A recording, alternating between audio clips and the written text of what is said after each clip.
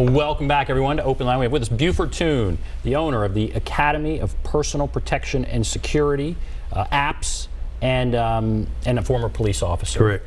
And so we were talking about the Antioch church shooting, and your perspective in what you do now, and as a police officer. What have you seen? Are people calling up wanting this class or that class, you think, based on what happened? Right. We've had 4 calls just today on people wanting active shooter programs set up for either the church or their business. And we're getting some people that are calling, wanting to hire security companies to patrol different locations as well. Because we don't do security, we train security officers for about 70 companies. So it's every time something like this happens, if you get a bank robbery, the banks start calling, we need security now. You get a shooter, now everybody wants to do something again. Like I said, they're reactive instead of proactive. And is that a good idea? I guess you would think it is a good idea for people to, in other words, call up and take a course like this, a church or whatever. Correct. You think that's probably a good idea? Oh, great. You know, it's a great idea, mainly because where is going to be the next target, and what causes your location to be a target? The person been there 30 years and just got terminated. He goes home and gets the whiskey bravery built up. You don't know what's going to cause this next person to go off. It could be because some football player kneeled. Who knows what makes these people go crazy and want to start taking it out, just start shooting people just because they can.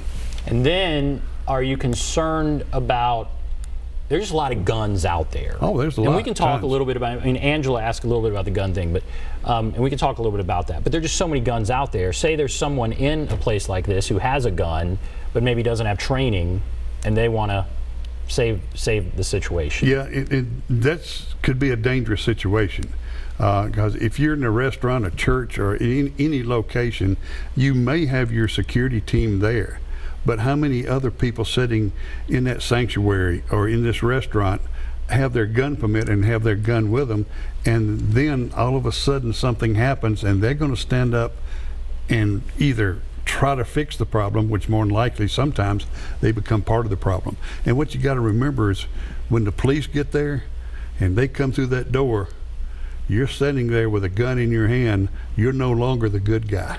So what would you recommend somebody do? They need to use common sense and take some proper training. And you know, you don't need to know how to start searching buildings and searching places. You need to understand there's things that you can do besides trying to take on the world, because you don't know if this shooter over here that just shot people, is he by himself or has he got a partner over here on one waiting in the parking lot? There's so much things that you got to think about, and that's what we try to make people understand, is you got to get these brain cells to working and using common sense. It depresses me that we have to even talk about it. Oh gosh, yes. Yes, I mean, it's amazing. I mean, it's the years I was a police officer and the years we've been doing this training, I have seen it go up 10,000-fold because of people they don't know what to do anymore. They're scared. Let's take some calls. Let's go to Wes. Hello, Wes.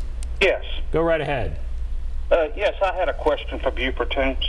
Okay, go ahead. He's listening. My question is the law as far as the permits, does he look like this would be something that's going to change down the road?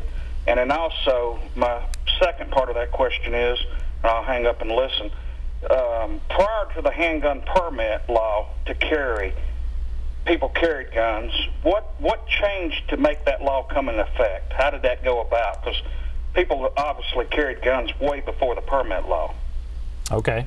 Do you understand that? Yeah, as far as permit laws changing, truthfully, they change every year when the legislature goes in. Every single year they change. So they may change worse, they may change better. It just depends on who's up there and can get the most votes to get something tamed. But his second question, yeah, people were carrying guns before the permit went in. I think it was 1996. But before 1996, you could not legally carry a gun unless you had a special commission given you as a favor by a chief of police or a sheriff somewhere, or you went through a proper course somewhere. You just could not go out and put a gun in your pocket like you can today with a permit. What do you think about the gun debate right now? There's so much debate going on both sides, and everybody needs to quit yelling and screaming at each other and kind of come in the middle and use some common sense, because the guns don't kill, as people say it 1,000 times. You know, he could have walked into this church with a machete and killed probably more people with that machete than he shot with a gun before anybody could have took him down. Or you know, one thing that we were kind of concerned about, myself and some of my friends in the homeland, is when the Predators were playing, all those people on Lower Broad. Oh my goodness, yeah. I mean, can you think about the slaughterhouse that was there? God, so that's terrible. So you don't never know what these people are thinking. Let's go to Reverend Fuzz. Reverend Fuzz, how are you doing? Hey, Ben. Thank you for calling in. What's up? First, I want to make sure we say to those members out at that church at Burnett Chapel that Nashville is showing them a lot of love, and it needs to be done. Absolutely. And if anybody wants to think negative about that and those poor people, please don't. Let's just show them some love right now. I heard you talking about call the police when you hear somebody say something. I've had a couple of people come to me. One guy, he said, I'm going to kill a bunch of police today. I'm going to kill me some police. Well, I got him to the police, but then it took over a day of my time trying to get somebody to talk to him. Yeah. And I'm a person who's able to call directly. You know, I've got police numbers in my phone where I can call them and get advice. The average person don't have that. But it took an entire day getting some help for this guy. I had another man who was mentally ill. It took weeks to get him committed, and he was out in less than a week. Even this guy who said, I'm going to shoot a bunch of police, he stayed in the hospital for maybe 3 or 4 days, and then he was back out on the streets, and he's still sick. The other issue I had, that last week a guy called, he had a hit and run. It took 4.5 hours for the police to show up to answer his call. And the reply to that was that our police are enormously understaffed, like about 80 officers on the street. I'm hoping that means in one precinct, but I was told by somebody in the police department, there's only 80 officers out here on this shift. I hope he meant in one precinct, but I don't know. Right. I'm just thinking that we need a lot more police. That's the only thing y'all call thugs. That's the only thing they fear. Or they'll say there's too many police in that neighborhood. So I want to get some comments on that. If you know, what do you think about our police force? Do we have enough? How do we get more? All right, Reverend Fuzz, thank you. Former police officer. I'm sure you still talk to a lot of police officers. What do you think about what he said? I was told the other day, and I don't know how accurate this is, that the number of police officers on the street today in Metro Nashville equal the same number that was 10 years ago. And that's scary. But you got to stop and think too. Look at the ridicule, look at the stuff that these officers have to be taken every day and have to let it just run off their back. It'd be hard to be a police officer today, and a lot of people just don't want to tolerate it. They'd rather drive the truck than listen to the people want to tell them what to do and how to do it all the time, and they have no idea of the criticism and everything else.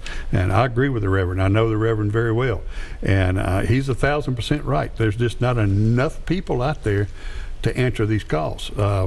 We had one at my office several months ago. I mean, felony fake ID, stolen identity, and it fell way down the chain as far as it took us 3.5 hours to get somebody there. Mm-hmm. So, you know, I can see and feel, you know, what they're saying, but the answer, I don't know. I kind of make people mad sometimes on Facebook and social media when they start criticizing. I'm going, you know so much about police tactics, they're hiring. Go join. And then I get called names and everything and unfriended, but don't bother me a bit. They're the ones that started it. Right. But Yeah, that's the thing that people got to understand is you want the services, but you don't want the services when they get there. So you're going to have to figure it out. What do you really want? We're going to have to pay for it too, with taxes and the appropriate type of thing there. It's got to come out of somebody's pocket. The city's booming. Yes, big time. So I don't know if that is right. It may be right, the same number of police officers. I think one way they say it is fully staffed, but what is fully staffed? Right. There's no doubt the population of the city's growing. Oh, big time. So what do we do? And the number there? of calls that they're getting per day is, it's outlandish. Mm-hmm. All right. All right. Thank you, Reverend Fuzz, for that. If you're on the line, hold on. Maria, Bill, Tim, others, hold on. We're going to take a break, a short break. Be back right after this, and we'll get to your call.